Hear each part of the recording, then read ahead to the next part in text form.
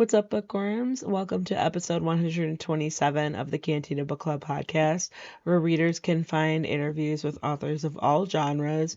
I'm Megan, self-proclaimed content queen, here to bring you insights from the authors themselves. Today's episode features a chat with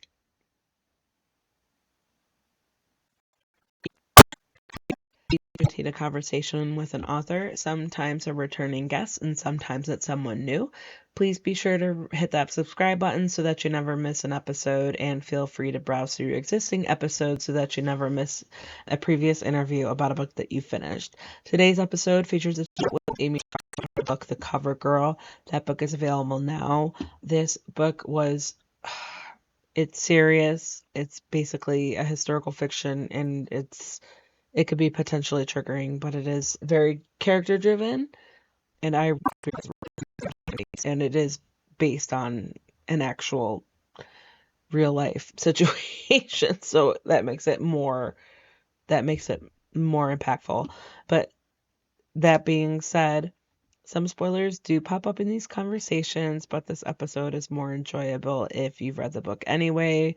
If you don't know why Amy and I are tiptoeing around certain situations, hit pause, add this episode to your playlist, and pick up a copy of The Cover Girl. This interview will be ready when you're done. Just a heads up that I often use adult language to express my feelings towards these authors and their work, whether the characters need to get their shit together or I'm saying what the fuck to the author for making me feel things. Just please be mindful of listening ears. But without further ado, get ready, grab your favorite drink. Here is Amy Rossi. So today we've got Amy Rossi. We're talking about The Cover Girl. That book is available now. Amy, thanks so much for joining me today. I just finished this book. It's fresh in my brain. I'm still letting it marinate. It was a lot. It's pretty hard hitting and heartfelt and really serious, but it was really captivating, and we'll get into it, but I felt like Birdie as a character, I kept flipping back in between wanting to shake her and rooting for her. Maybe a combination of both. So I'm excited to dig a little bit deeper today. Yes, thank you so much for having me. I'm excited to talk about it with you as well. Perfect. Yeah, to get started, could you share a summary of the book so that people can follow along with the conversation? Absolutely. The Cover Girl is the story of Birdie Rhodes, and it follows her in two timelines. In the present day timeline, she is 56 years old. She's working as a catalog model, doing small jobs, lives a very small life in Los Angeles until she receives an invitation to a gala honoring her former agent, the legendary Harriet Goldman, which really prompts her to look at the past, because in order to attend this gala, she has to really reckon with what happened to her after she was discovered at age 13. And then we have the past timeline where we meet Birdie at 13 and follow her as she's discovered, and then as she's put into the path of a rock star when she's 15 and he's 31, who ends up making himself both her legal guardian and her boyfriend, and how that impacts everything that happens to her after. Yeah. The whole, like I said, we'll get into it, but just from my reader experience, when I was slowly getting into it and the flashbacks, I always appreciate the type of storytelling. I think it's really cool to give the readers you're leading us on and we're wondering, wait, I want to figure out this ominous foreshadowing that we're going back and forth with. But it's a tricky line for you as a writer, as a storyteller, to figure out how you're going to tell that, when you're going to reveal certain things and all that. But yeah,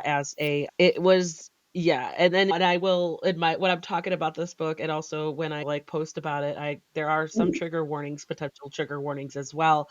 But also the flashbacks are they go back to, there's just so many layers there, because they go back to a time where um it was not only her age but also the industry, and also just the imbalance of power, and um how it was everybody saw what was going on except as a child. So there was moments like that where when I say I wanted to shake her, it was it's easy for me to say, right? I'm in my late 30s. By now I'm but it's just once you dive deeper into that, how I said, how you're leading the reader into the story, into the narrative, and the more we learn about Birdie and the more we learn about her situation, where it became a little bit more, like, explanatory, not, like, excusable, maybe even excusable, like, why she didn't feel like she could stick up for herself or why she just didn't wanna ruffle any feathers, she didn't wanna be difficult, and she wanted to be a good girl, and she wanted to get work and not threaten her job, and it was her choices, but it was also, like, the adults around her too that failed her, and it was just like, oh, there's so much to unpack there. So before we get into all that, I wanna kinda talk about your background, either personally or professionally, any experiences that stand out as to, like, maybe what led you to release the Cover Girl into the world. Sure. I have been writing. I think saying I've been writing all my life is a cliche, right? We've all said it. I did start writing as a teenager. Actually, I think I wrote my first book when I was in kindergarten. But I've been, after taking an extended break after college, I've been pursuing writing pretty seriously since about 2012. And I left my job in Boston and went to the LSU MFA program in 2013. And this book actually started as a short story I was writing in my MFA program. I'm terrible at that. We can't all be good at everything. and but I was working during the summer trying to get ready for workshop because sometimes you're in a writing workshop. Everybody really wants to be there. We're all really excited. Nobody wants to go first. So I wanted to make sure I had something ready so I could be the person who went first if needed. And That was so considerate of you. that brought me Birdie. So I'm very grateful for that. There you go. Yeah, it was 2014 when this started as a short story. And I had written another novel while I was at the MFA program at LSU that I tried to find an agent for about 3.5 years after graduation while I went back to regular life, work in fundraising communications. So I was kind of doing both at the same time. And I found my agent after 3.5 years, and we went on sub with that first book that didn't sell. And that was really hard because I felt like I know it's very common now. I didn't realize how common it was then. And Mhm, I had mhm. put so much into that, and I felt like it was a book I had really fought for people to take seriously. And my agent left no stone unturned. She tried so hard to sell it, and we went right out with the Cover Girl after we put that one to bed. And that one, it took some time. Then it was very When Harry Met Sally. I feel like at the end when he's like, she says, "It only took us 12 years," or "It took us, we got married after 3 months," and he goes, "Yeah, 12 years and 3 months."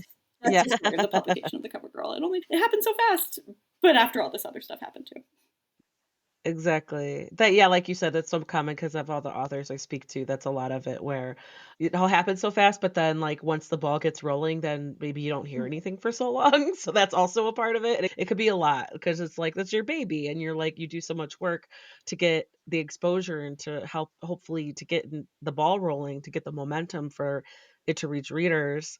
It's just by the time maybe you've handled one emotion on this exciting roller coaster, you're faced with a new situation that's still very much a part of the process. It's yeah, you're exactly right. Like some years ago, you were like, "Wait, like is it me?" And then it's like, "No, this is very common." Because you're dealing with the same things that a lot of published or even like yeah, because trad published versus like self-publishing and indie publishing too has just skyrocketed and which is awesome, but it's also it just adds to those different kind of experiences and different kind of like writer journeys and all that. So it's I always like I think that part of the whole package is very fascinating as well because you're being humble and appreciative, but you're also like, yeah, I didn't know. Like, what was I supposed like? I didn't hear anything, and then I'm sitting here waiting, and then like, did I do something wrong? It's like, no, you didn't. You're doing pretty much almost everything right. Like you're And the goalposts keep moving, and you can feel like a failure at every step of them.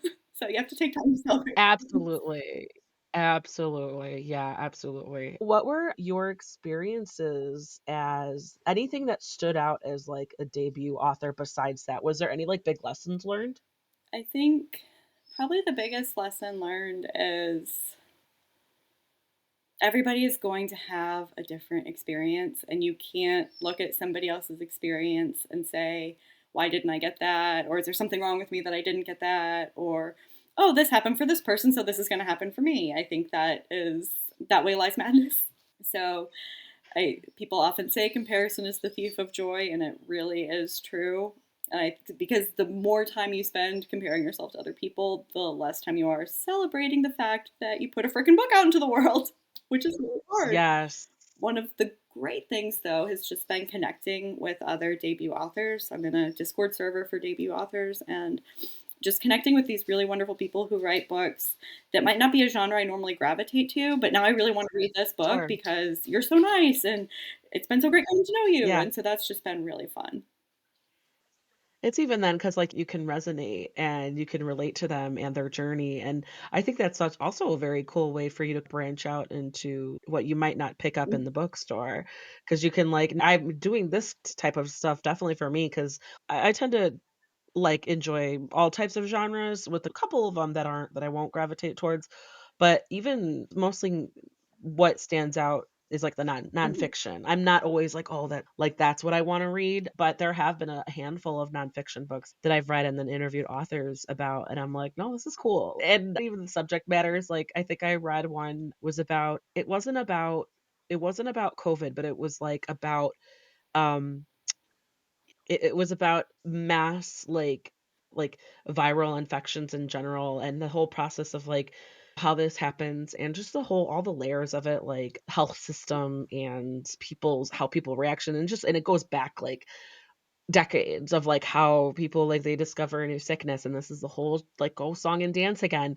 and even though I was like, this book, some parts of it were gross, but you, like, format it in a way where it was still entertaining, like, for lack of better words, it was still engaging and interesting to read, even if it was like, I never would have picked it up. I was like, I never would have, like, picked it up in the bookstore or been, like, interested, and, of course, the guy, he was, like, the author, he was very gracious and knowledgeable, and he was, like, worked at a university, so he had already, like, done so much, and he was like, "Oh, I'll just do a book about it." So I thought that yeah, so that's just an example. Yeah, so I agree with you that there's different ways. I think that's awesome that was, like, different ways for you to discover new work. Because yeah, you're like, you feel a little bit Yeah. invested in it because of that whole community, and you're just like, "Oh, I wanna see the finished product," and then hopefully, you hope that they feel the same way about you too, right? Like, that they're gonna return the favor a little bit, or they're like, "Oh my gosh, like, Amy's so awesome, like, let's see what her finished product is." Like, Bless. yeah. Yeah. Alright, we can dive right in because there's a lot. I know I'm, like, looking at my list of questions, and so there's a lot of, like, sensitive Mhm. topics and themes and just Birdie's journey, and even then, like, her journey is literally, like, 40 years until finally, like, it starts to heal, starts to look at things where she's coming from the perspective of that age and that experience. And so I wanna get started on that and explore, like, gosh, what your journey was as a writer, as an author, as a storyteller. We could start with, like, the research and then also maybe how you, like, navigated that and integrated this potentially, like, it's like triggering content into this first person narrative. So it's again another cliche. I always knew this was a story I was going to tell. And believe it or not, this was an idea I had when I was about 15 or 16 years old, watching an episode of Behind the Music, where it was Mm, mentioned that the subject of the episode of Behind the Music had become the legal guardian of his teenage girlfriend. And it was like a record scratch moment. And I thought, you can Google rock star underage girlfriend and or rock star legal guardian, and it okay. will be right there. Okay, so then it must have been, like, a really well-known enough because they did a whole special on it. So, Yeah, that's okay. there's actually no. Because 'Cause I'm not, like I was born in '87, so that's why it's like some of this I was getting like, just doing my best to, like, get immersed into a time period that I just really do not have any familiarity with, other than being familiar with the music because I grew up listening to certain types of music because that's what my parents listened to, and it's some of them, they're classics for a reason, but I also am not ignorant of the fact that a lot of that world and those habits and behavior were very problematic. But yeah, yeah. So I just okay, so yeah, continue. I won't That's all hound right. you on There's it. no shortage of inspirations, but yes, there was an Yeah. episode of Behind the Music, and so I had this in the back of my mind that this is something people should talk about, like, all the time. This is not right, and then as I was working on a different book about groupie culture in the 80s, I kept coming back to these stories about the baby groupie era. with Sable Starr and Laurie Maddox, who were 13, 14, 15 years old, hanging out on the Sunset Strip with all of these big names in rock. And I just kept thinking, like, what happens after that? Who do you become after that? And what does that do to you? And I think Laurie Maddox is a really interesting figure because I've read a lot of what she has said or written about this. She had that essay about David Bowie that was in Thrillist before David Bowie died that got resurfaced after he passed away. And she's not necessarily changed her tune, but as she's gotten older, she's had a lot of different thoughts about her experiences as a baby groupie, quote unquote, two words that should not go together. And so that was really the inspiration. And then, so I'd done all this other research for this other book and I started thinking, like, okay, I really need to start writing this book. And what I did was I wrote it in two separate documents. So the present timeline was in its own document because I really didn't want to have it feel like Okay. it was just filler to like Sure. balance what was happening in the past tense. And I so I really wanted that to exist as its own thing. So I went between the two of them. If I got stuck in one era, I would go back to the other. And I did a lot of research on models. I read a lot of model memoirs. Brooke Shields, she's used fictitiously in this book, but she's, and I think ironically too, because Birdie can, people around Birdie point out, like, yeah, this happened to Brooke Shields, and like she can't see it. And Yeah, even though that's clearly in her mhm, mind, like almost she's constantly comparing herself to her. I know there's been a couple specials like mhm, documentaries about Brooke Shields, but it's so true and you forget like, oh my God, she's a child and she's a- being forced into this world. So no, that was a great example that a lot of the Brooke Shields is like such a name that people it's so recognizable. And yeah, it is heartbreaking and it does lead you to believe like, yeah, that's messed up. And the fact that there was a whole it wasn't just an isolated incident, like it was people knew about it and either turned a blind eye or maybe amongst their closest circles not everybody turned a blind eye, but it's like what could they do? And just being immersed into Birdie's like narrative, she and a younger Birdie, like when she was young, like before 20 years old, she was you could tell like how like under his thumb she was and because he was like love bombing her and making it so like she was the most important in his world and she like believed him and she was just like yeah you're my world too and she was it was very impressionable right like it's of course she like fell head over heels and she felt special she felt like oh I was noticed and he only wanted me that he could have but he just wanted me and I was with him and so it was just it does remind me of like you think of the most toxic relationship you've ever been in. And it's like, for me personally, I was in college, but that was like my first serious boyfriend. And I did see a lot of like the same, where it was like losing that person was like the worst thing in the world. And like the worst thing I didn't even want to think about. And I, everybody else outside the frame, outside the picture, could see the slower, like the trajectory of how it was going to go or what he'd been doing. But it was like, I was always going to justify it or forgive him or be like it's messed up because love and it's such a messed up emotion like it's a beautiful emotion but it's also like it's destructive and manipulative and you can't see straight and it makes it could make a lot of simple things very difficult and on the other hand it was also her age like she was again she was a child her frontal cortex wasn't developed and she like didn't and even like her parents she wasn't raised to believe that she had agency or she had a right to say no, not even just from her parents, but also from Harriet too, where and then I love Harriet the journey that you put Harriet on too, from in the background because she's like eventually comes to terms with the part that she played too. And it was just I just towards the end of the book, like I don't know, it was probably the last 20 pages or so where I was just like I started feeling like the thickness in like my emotions where I was like, "Oh my god, okay. This is where she's going to really punch our hearts." I'm like, "What the fuck, Amy? Like why are you making me feel things?" But no, it's just like that's like how you could either I can't relate to Birdie's story, but I like I said, like I wanted to be like, "What are you doing?" But at the same time, I'm like, "Girl, just I wanted her it's like we all as the reader, as this reader anyway, wanted her to see it mhm. sooner.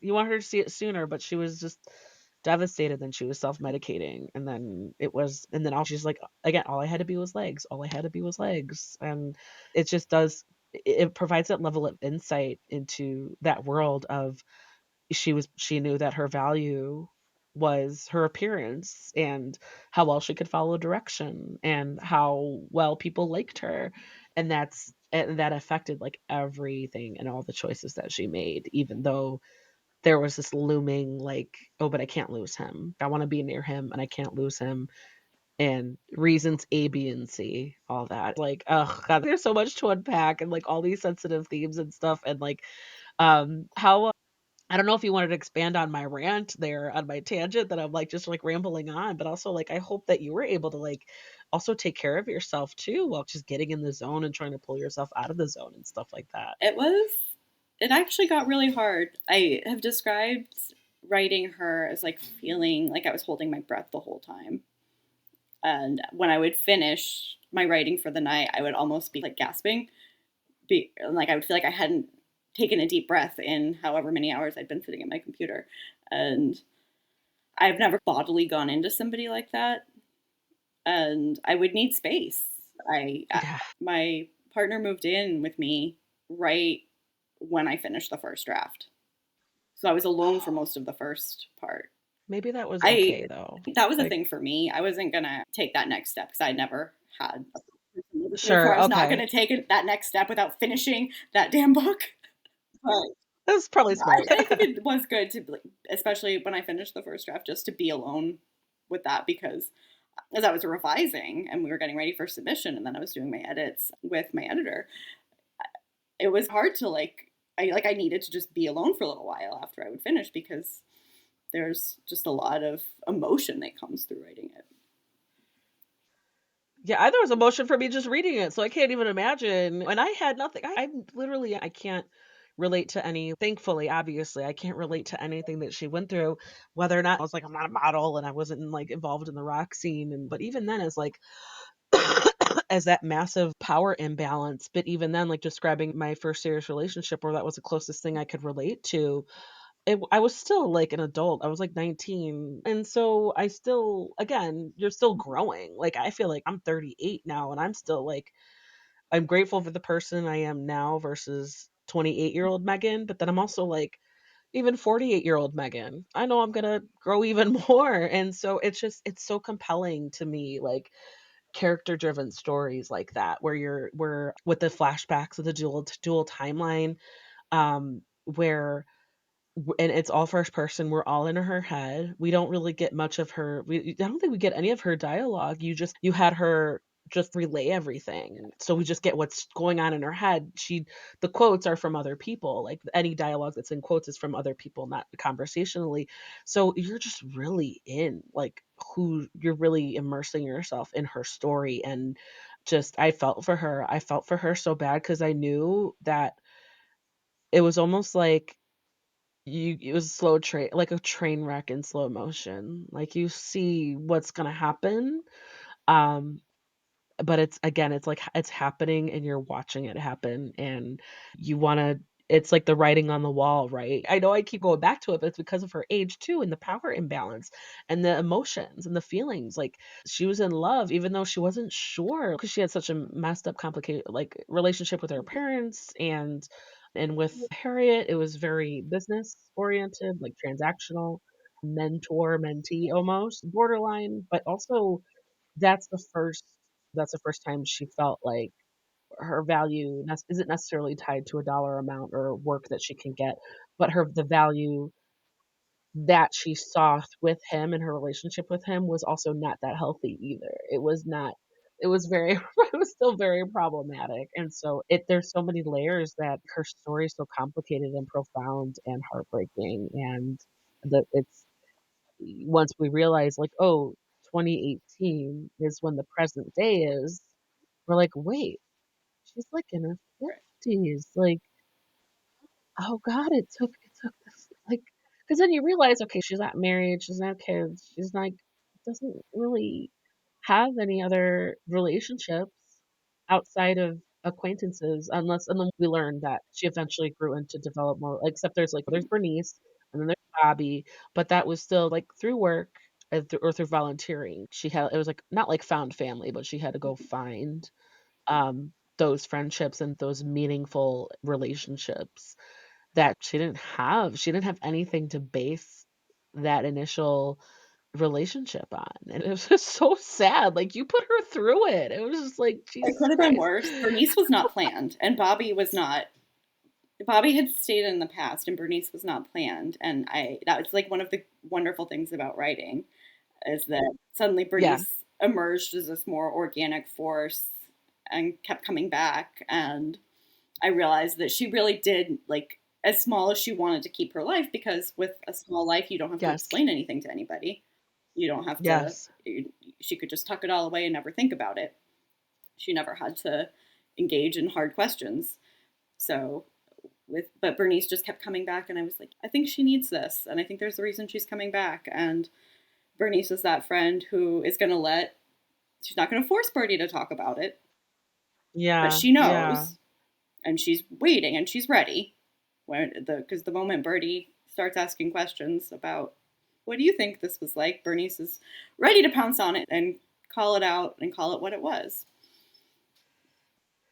I love Bernice. I really did like her, and I'm glad that she snuck up on you. She was like, "Nah, I'm gonna be a part of this story." Like, Birdie needs me. I love that. I love that. That's also a common thing with authors too, where they're like, "I don't know, my character turned into a dog owner. It wasn't planned." Like, and things like that, where it's just like those friendships or those relationships or a character just makes such a bigger impact than you had ever thought they would plan they would make.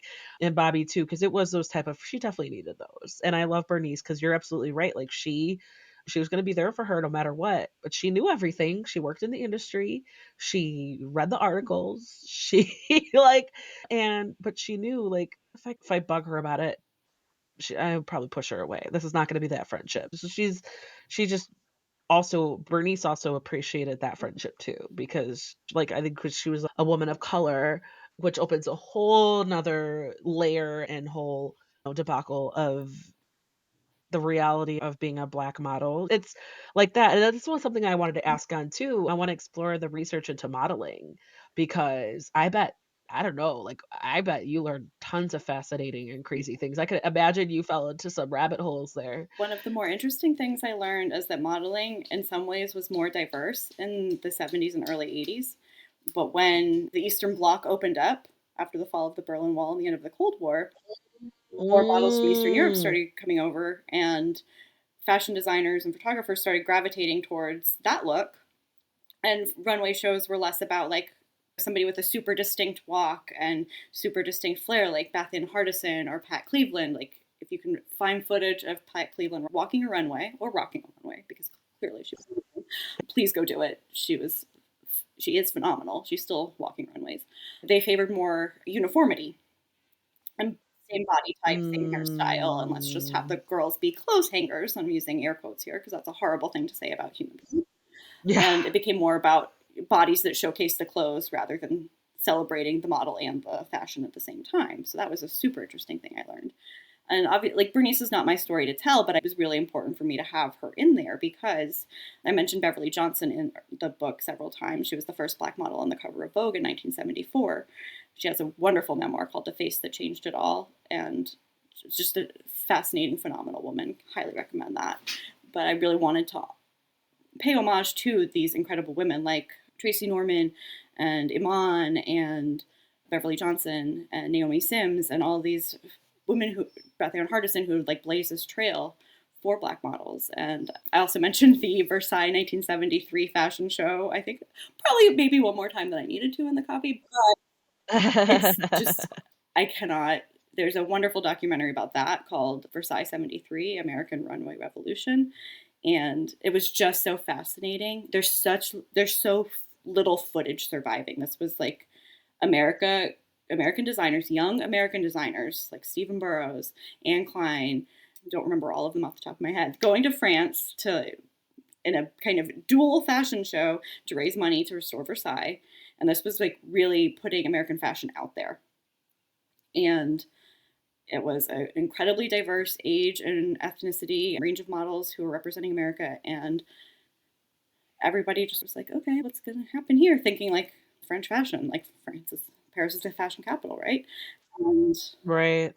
nobody was ready for what the American designers and American models did. And they brought the house down. And just even listening to the people who were there talk about it, like Grace Kelly throwing her program in the air and stamping her feet, just incredible. And that was obviously a huge part of my research, just like thinking about that culture and how just the way models and designers were working together. And That's so cool. So how much like footage like did you end up, because I imagine like to describe Birdie's learning process, her learning journey in her career, getting the walk down and getting her personality down. And because I'm trying to like or getting the poses, and because I'm thinking like not just the clothing, but like the Mhm. women and the whole process, because it's like, yeah, I you hear things about, like, the fashion industry and the poor models are just there's so much is based on, "Oh, what's your body fat percentage? Do you have the right look that we're looking for?" And it's like, there are things they don't have. They can't help that their cheekbones are shaped a certain way or their jawline is a certain way or their nose looks and then it's they could be perfect for one job and not right for another job, and it's so I just it's such a it's a heartbreaking and crazy and toxic industry, but it's popular for a reason, and there's something still fascinating about it. So I wonder, just because 'cause I'm thinking of your descriptions and I'm trying to picture it in my head of, oh, the Mhm. prance, like lifting the knees, and I'm like, I was almost tempted to get up and, like, try it. So it's okay if you wanna divulge, if you wanna be like, "Yeah, I did try it," or like, how much footage did you like, how I can't imagine how much you were just staring, like, just trying to research to get that movement So, right. fun fact, when I was very young, I think around 10 years old, Oh, I went to modeling school. I went to the John Robert Powers School okay. of Modeling, and it's probably a light grift, right? But I really wanted to. I begged my mother, and she was like, "Fine." I did learn how to runway walk and how to pose and all of that. And all Like that? little girls, Oh we were little god. girls, but yeah. Sure, yeah, okay. So I did draw on that experience a lot. But yes, I did watch some fashion show footage, and you could again see the difference between how a model was walking in the 70s versus the 80s versus the 90s versus now. That's so crazy. Pat Cleveland, That's something I joke about, but then once I realize it, I'm like, "Oh, that makes so much sense." Like, how the industry would change over the years. That's so fascinating, oh my god. I like that's why I like asking about research, because it just even, like but you're like, it's funny the funnier stories too is that, like, when I ask authors about research or something fascinating that they learned, stuff like that, they end up being like, "You know what? I was researching up in the 1960s South, and I ended up 3 hours of research oh, for this in a always. book." One of my favorite things, yeah, I love it. I love doing it. I love I writing love it. about restaurants. I love looking at old restaurant menus. I had so much fun like going back into like the LA Times archive and trying to figure out like where would like Bertie and Harriet have lunch? What would make sense? What Yeah. would be a good restaurant for Bertie to like finally get the rock star's friends to go out to dinner to?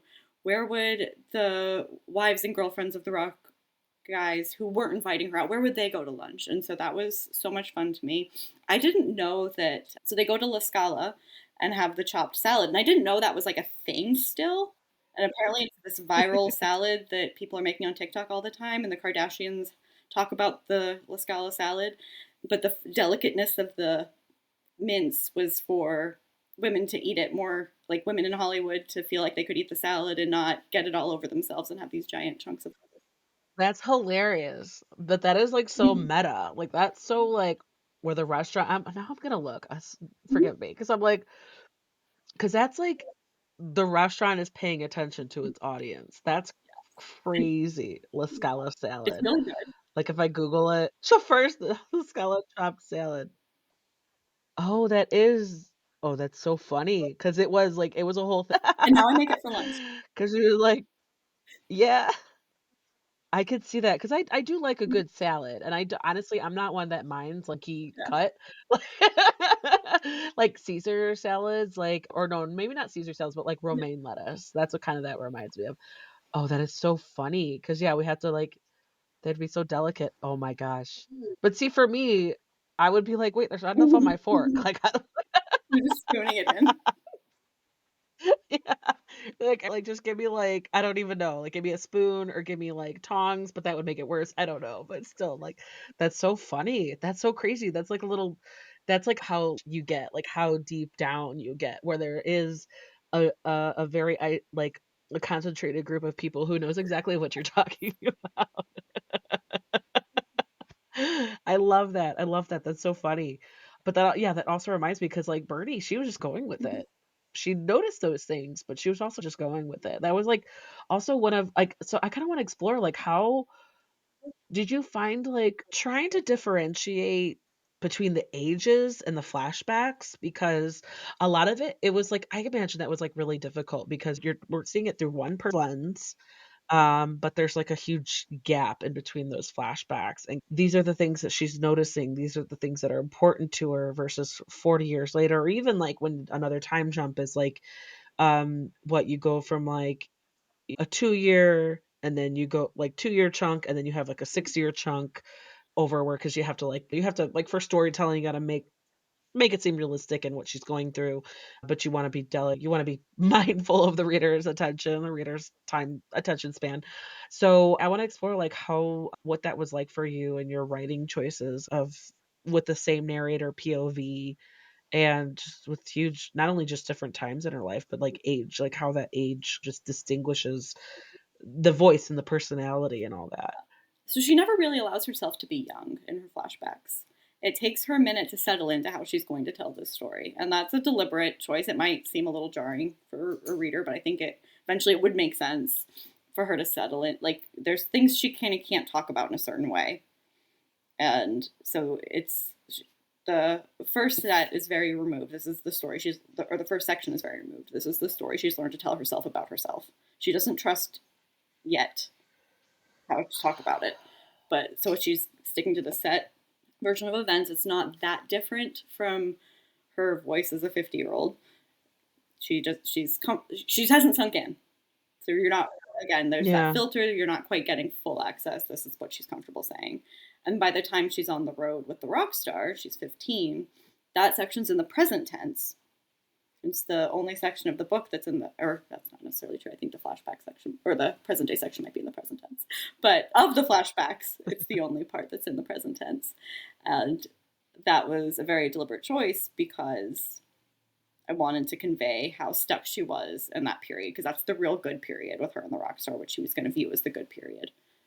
This is what happened. This is how it unfolded. This covers the Oh, core. It covers everything until she starts like the first chip in the armor. And that's where she still lives. And so yeah. you get a little bit more access to who she is then because that's where she is comfortable being. And then Oh, later in the late 80s, it's more fractured because she's strung out a lot. And she's viewing it like she's living her life in a very fractured way.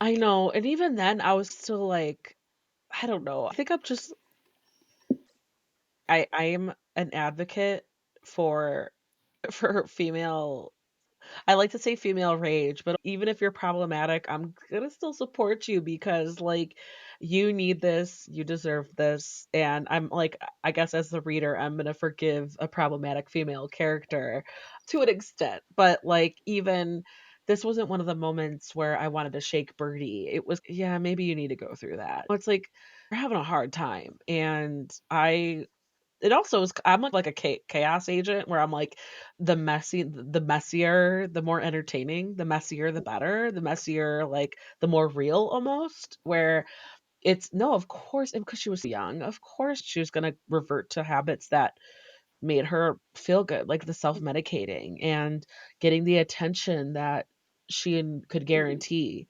waking up in beds and or even not even bothering. Like she mentions, like, I didn't even make it there, just like in bathroom stalls. And she's like, it's almost like even in her present day narrative where she's like, oh God, like their grandchildren don't need to know what I've been doing in these stalls. It's like I what I have done in these stalls years ago, and for me, it's like that's such a reality, and that's such like a realistic and also like a clue in as to she's still coming to terms with it. Like, she understands, like, the messiness of what her life was at a certain point, and but it was almost like the blame wasn't directed Right. appropriately. It's like the readers, we recognize, like, no, it's understandable that you made these choices, and even though there were people around her who deeply cared for him, I think if I'm pronouncing that name right, I loved him. As we I yeah, loved him so much. Like, yeah. he was so And it special. was yeah. Did he sneak up on you, or did he come up out of, like, just an industry relationship type of It thing? he did sneak up on me a little bit because I wanted to get her more into the fashion world, because as much as this is a story about a toxic and tragic and traumatic relationship, it is the story of a woman and her life. And so I wanted to be sure that there was a lot of balance with other things that weren't just the rock star, and give her these outlets so you can see her reacting and growing and interacting with the world around her that's not just him, and see how things could have been possible for her. And Asrian did sneak up on me a bit, and but it kept making sense for him to come back, and I really wanted her to have that, because that also was like in the time. There were plenty of models who were the muses of Halston and Stephen Burrows and designers like that. The Halstonettes was what they called the Halston's models, and so I wanted to create that vibe. But of course, Birdie wasn't really geared towards high fashion, and Asrian was very high fashion. But it also, bringing him back and everything he went through, it was also very important to me, because I'm telling the story of a time as well as a person. It was to Yeah. delve into how AIDS impacted the fashion industry and that way. Yes, which I that was very enlightening for me as a reader, because of course we know, like, history, whatever history that people in general come across, because it's still that period is we're still from that now, but it was such a big deal. It was so significant, where the fact that Princess Mm-hmm. Diana in the hand and making physical contact was a huge deal, and she knew what she was doing when she was m doing that on camera, on photo, like, which to me, it was like, I didn't li obviously, I didn't live in that era, but it was so crazy, and I like the sentiments, the commentary that you put in through Birdie. She was like, "I hate that I was Mm-hmm. needed like that." She's like, "It just made me aware of how the government failed us," and then she's like, "I know who my mom voted for, and so my inheritance I donated to" like, I love that, I love that. I also felt like that was so important, because I think that part of her life was and but I don't think she would have ever felt the need if she had not been immersed in Right. that world, because it's that is the reality of it when you're like, you hear the whispers, you hear the rumors of so and so got AIDS or so and so has it, and then 6 months later, oh, you there's a new person putting your Mm-hmm. doing your makeup and your hair, and it's that's like that's where it really becomes, like, hard hitting and significant, because it's the body, the relationship that even if it wasn't, like, a deep relationship that was, like, you the face you Mm-hmm. recognized, but then that's, like it was like you were prepared for it, and then it happened, and then it would happen, like, here and here and here, and, like, that's one thing I didn't realize that which I'm grateful the cover girl for making me aware of that, was that the fashion industry was so shook, was so affected by the AIDS epidemic, and it was such a huge thing, and it was like, now we know better. Now we know, like, yes, there's treatment and there's hope, and yeah, you could shake hands and touch them and hug them and you're not gonna get it. But back then it was such a thing where it was such a tell were how if you had it or how you reacted to people in your life who had it.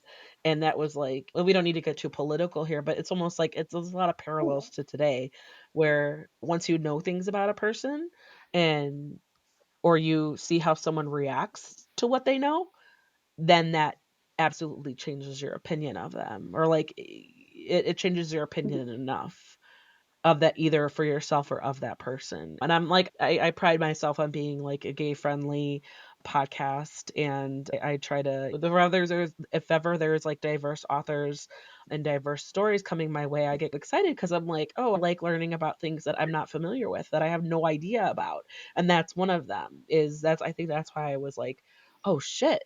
Like that makes so much sense that the fashion industry in the 70s and 80s were so affected by this much bigger picture and this heartbreaking thing that affected so many people who, um, by the time they learned about it, it was almost too late. Like, there just wasn't enough information about it, or there and it's maybe that's almost by design. It was just like the government just didn't wanna you're not important enough for us to care about mitigating this or treating this, and it's just it's sad because like a lot of that sentiment is still prevalent about Yeah. different issues today, and so that's why no, I appreciate that you made that a significant part because Azrian, he was like, oh, he was like, yeah, he was you could tell he wasn't super jaded by the industry too. Like he was and she felt like he was safe. She felt a little special with him, a little special relationship with him. And I love that you did that. It was also important for me on a personal level because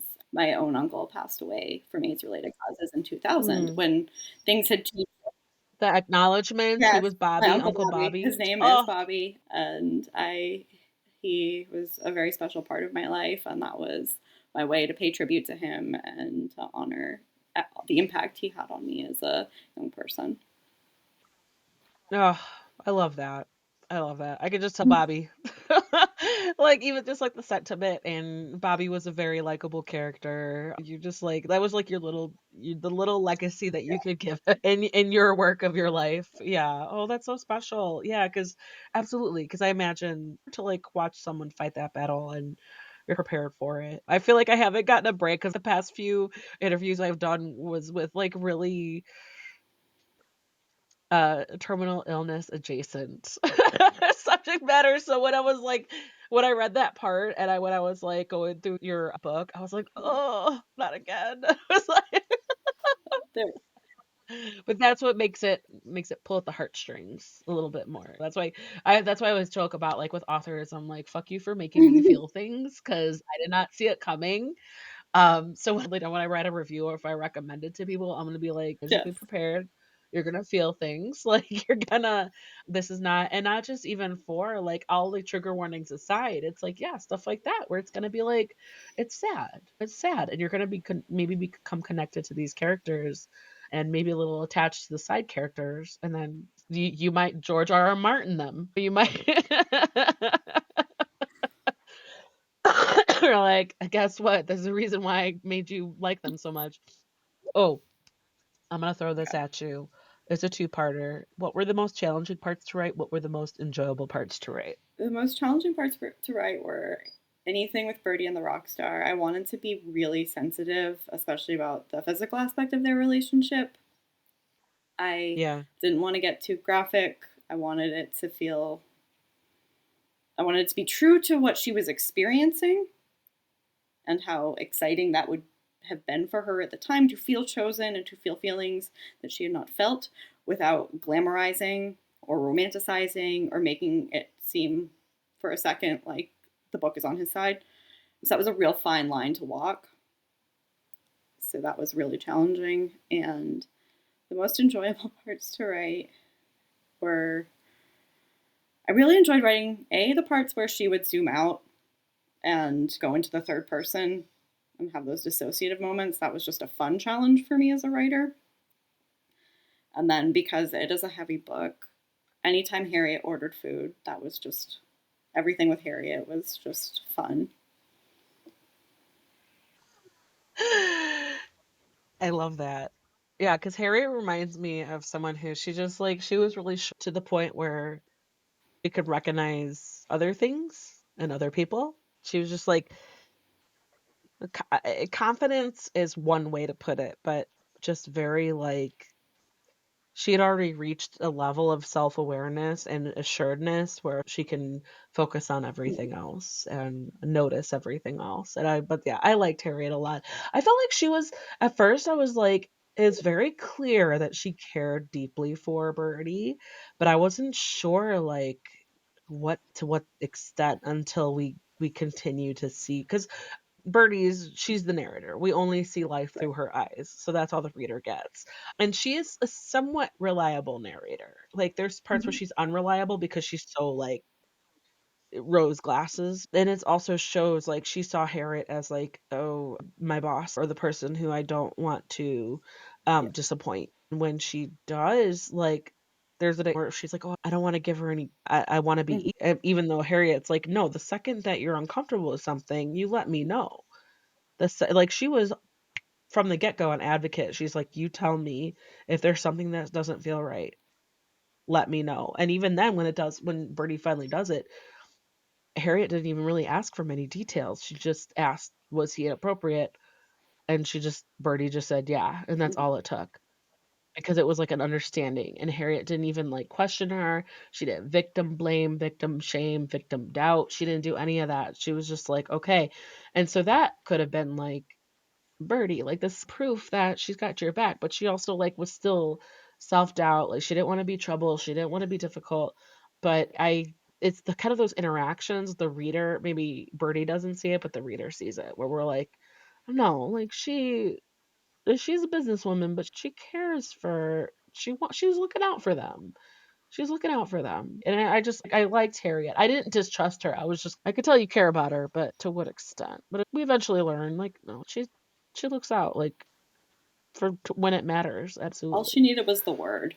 I think Yeah. the tragedy there really is that they both were, instead of being honest about what they wanted from the other and what they needed from the other, they had, for a period of time, a half assed relationship in exchange for keeping the other in their life. She was so afraid of losing Birdie that she couldn't take a more active role and say, just come live with me. Just get out of there. Just come on, let's do this. But I think Birdie probably would have if Harriet had said, like, this is okay. I'm gonna take Yes. care of you. This is fine. But Harry needed that indication from Birdie because she didn't want to drive her away, and she was so afraid of losing her that she would just take these half steps in order to keep her until she. And then Birdie, on the other hand, was like, "I'm not like her daughter. I'm not her family member. I'm not like a sister or anything. Like, this isn't appropriate. She Yeah. doesn't want me there." It's like, the reader realizes later, like, no, like, she did want you there. It was like, Harriet, you could have pushed this 18-year-old a little harder. Yeah.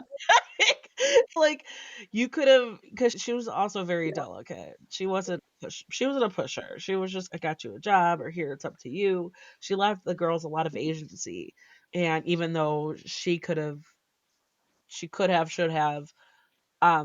utilized her experience. I don't wanna say power dynamic. There was definitely a power dynamic, but also utilize that for good. Just be like, "No, like, come here and we'll get you settled and it'll be easy." Like, "Oh, it'll be easier. Don't worry about it." It doesn't have to be like that where it doesn't where to cross that line. Cross that boundary a little bit, like, just making it okay to cross that boundary a little bit, like, "Yeah, I know, like, you're my client, but you should come stay with me. You can, and it's not weird, and I would appreciate it if you stayed with me." Like, it but then there would be, like, a very little there would be less character development on both of their ends, so you had to make it Make it hard. hard. You had to make it hard. Absolutely. Um, okay, so let's see. Ugh, alright, I'm gonna maybe I'll throw some of these things at you. Okay. Hopping off of that, what advice do you have for Birdie? What advice do you have for Harriet? I think my advice for both is almost the same. It's just be honest. And for Birdie, trust the people, trust the right people, trust your gut, trust yourself. Because I think she doesn't trust herself at all. She assumes if she wants something, then it's the bad thing, and she's the bad one making the bad Yeah. things happen. She can't choose, and I would want her to just trust her gut and learn how to. If it feels like love, it probably is, and if it doesn't, it's probably not. And I think her learning how to give and receive love is such a big part of the book. And then for Harriet, like, yes, step forward, take the risk, and protect the girl above the model. Yeah. I think that's solid advice for everyone in that industry. Just almost like any entertainment focused industry. Just like they're just be human above their role. And I don't know anything about the industry. I've never worked in it, but I'm just from what I can maybe try to perceive on like a human level of imagining what that life was like. I imagine how easy it is to just be seen as a dollar sign. How do people, because like you see these I don't know, it just reminds me of some like underwhelming movies or like movies where maybe there's only two leads, but the leads are Mhm. huge, and that's why they need the huge leads to make it interesting because it's like, oh, this person gets Yeah. box office numbers, this person gets the dollars, a lot of this person is hot right now, and it's just it's a struggle for I don't know. That's why it's like, oh, celebrities, like, why do you feel sorry for them? I'm like, they're still people. They're chasing a lot more than the average Joe is. Like, yeah, their life seems easy for one, like the financial aspect, but um, it's still a job.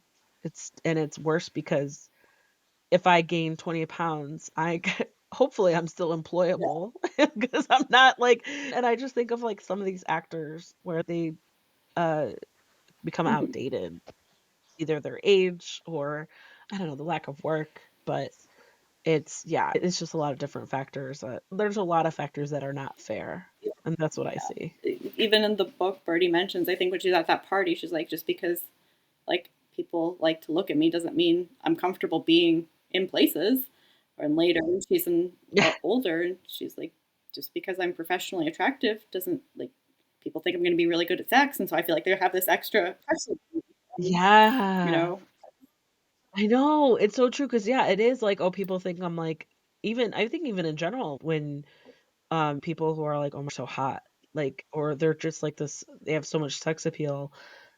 The sex could be horrible, like, what or it could be awkward, or it could be just as, like, human as and it's like they're not a porn star or they're not, like, a sex god, they could be just as vanilla as the average person, and it's just, I if you like, that's great. It's just, like, don't judge a book by its cover kinda thing, and it's but you're absolutely right that you touch on that in her story where she's like, I don't know, people that have these expectations because of what they see. And no, you're absolutely right. You're absolutely right. And it's I laugh about it because it's funny, but it's also oh, that's yeah. Not It's my because I'm personal lived experience, but hers. yeah. It's okay if you wanna clarify that, yeah. I don't know. I've attended with some conferences with my author friend, smut lovers in Florida, and I learned a lot, like dark romance. Like I like smut to an extent. Like I like plot, but I also if it's a romance, I do like the intimacy and the open door in the story because a lot of the times it follows the narrative. It follows the intimacy of the characters and how much their relationship grows and stuff like that. And also like it's fun. I don't care what anybody says. You're not going to shame me into reading porn. But also there's a responsibility to it, right? And so that's like that what that Birdie how you had Birdie's experience that reminded me of. It's like, no, there's a way to handle it. That's not just like, oh, just sex for sex sake. It's no, there's a way to handle it. And it's just like that's also connecting on the emotional level, on the deeper level than that. Like where she's like, yeah, people think because I'm this model and I'm all I have to be is legs that I'm just amazing at sex. And she's like she's it could only I almost feel like the Yeah. awkwardness and the self-doubt. The self-doubt for sure. But no, I think that yeah, that stuff like that is super important too to include. Um Let's see here. I already talked about this. What do you do to take care of yourself? Like, you touched on this when I asked it earlier. Was there anything else that you I add? think just making sure that I'm not writing my own experiences, but just making sure that I'm honoring the experiences that I am writing about, not writing about anything too in a way that feels exploitative or I don't know, gratuitous. And then Any, like, activities that I'm you in therapy. I go to therapy regularly. I don't like this is an anxiety inducing industry. And so I think I also had, as I was writing this, the guidance of my therapist to lean on in case I was getting like too heavily involved in it. So that was also That's awesome. I love that. No, I go to therapy, like, maybe once every 3 weeks. We're doing it, like, once a week, and then we did it once every 2 weeks, and I had to kinda, like, scale back just for the sake of money. Mostly as sad as that is, but also it was like, we got to a spot where I'm like, "Nah, I'm comfortable. yeah. Maintenance." not like, you know what I mean? No, that's so important. I feel like anybody and everybody, you don't need a reason to go to therapy if you just want to like talk to someone who can give you an objective and professional um opinion. And I told my brother this and other people this, like your first therapist likely might not be a good fit. Like it's so normal to not like your first therapist. It's so normal. But I've got one who it's so funny because she's like from Poland. She moved here when she was like 20. So she like learned English and she learned like American life and all that, but it's really funny because she's still got that like blunt European way of like delivering the goods. Like she's like, what the example would be I have two little boys, and before a couple of years ago when I was still considering having a third, and she knows like how I feel about each of my children. How the youngest one, I joke that he's like the spawn of Satan. He's second child energy. He is just a wild card and a hot mess. I love both my kids so much, but he's the one where I'm like I don't know.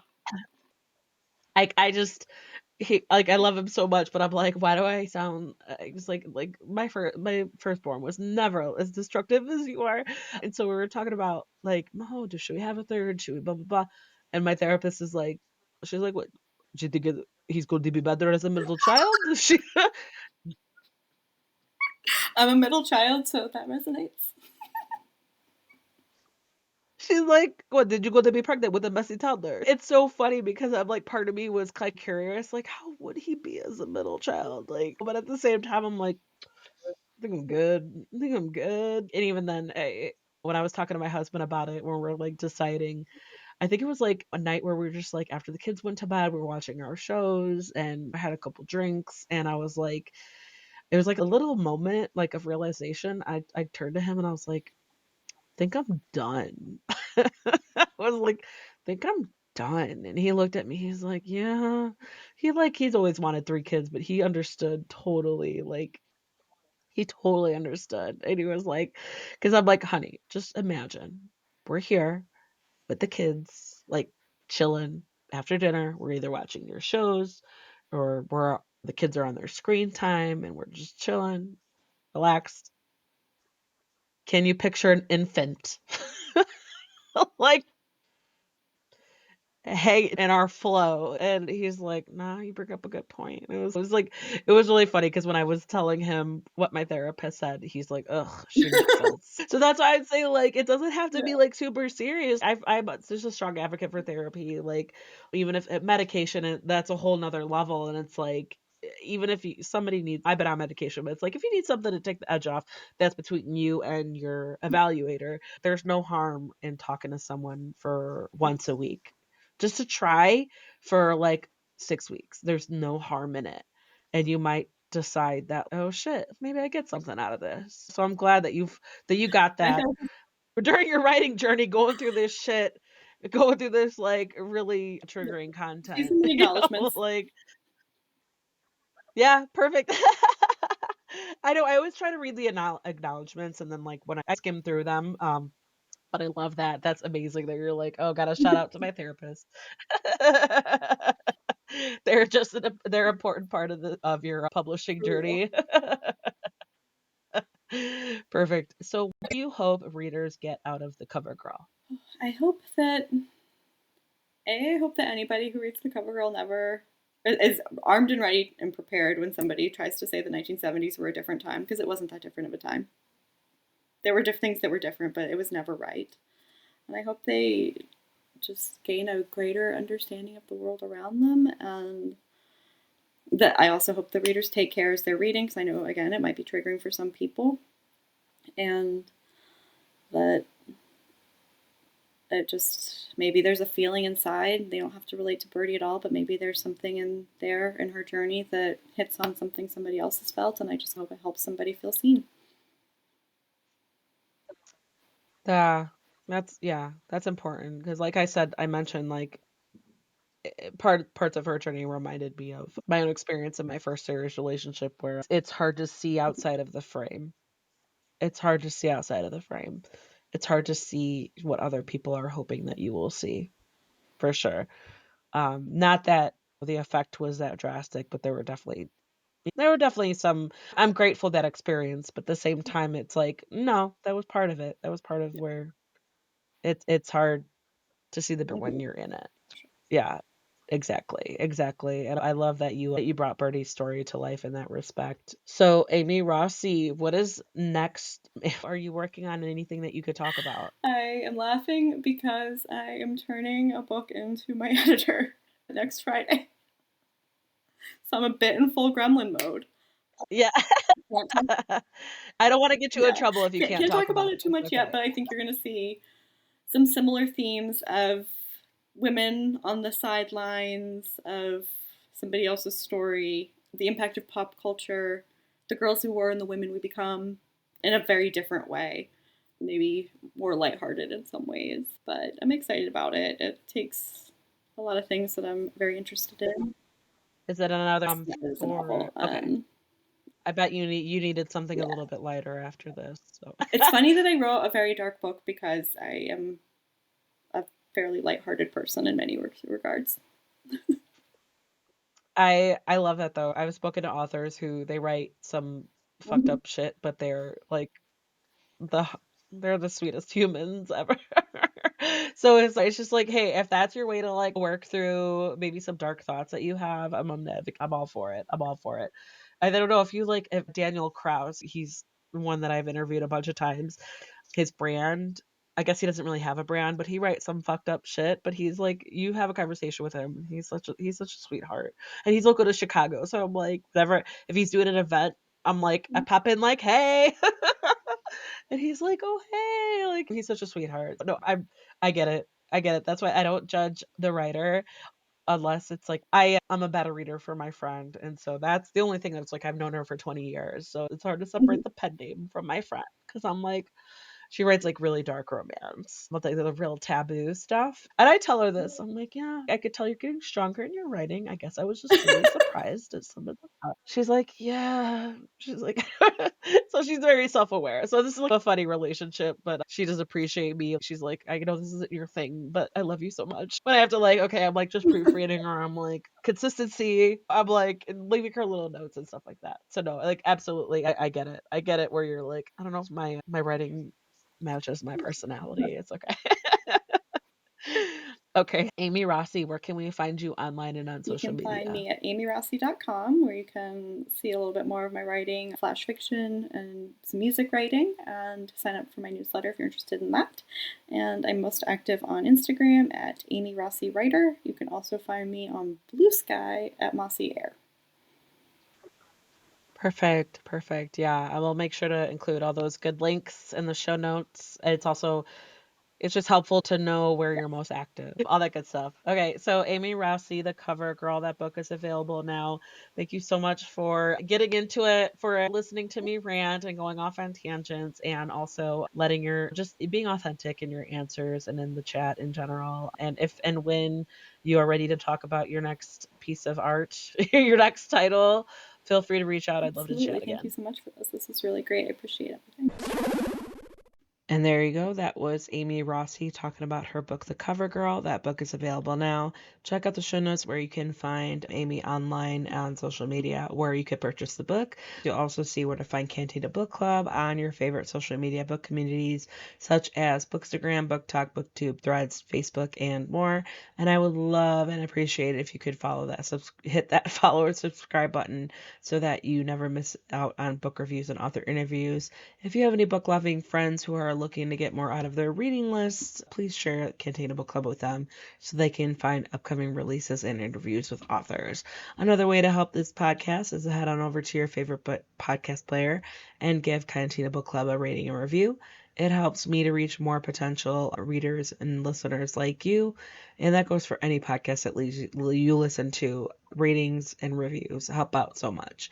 If you need book recommendations, you can reach out to me. I'm always looking forward to suggesting books based on your mood, based on the genres that you love, or you can head on over to cantinabookclub.com to find in-depth book reviews about the guests that I've covered or about that books that I have.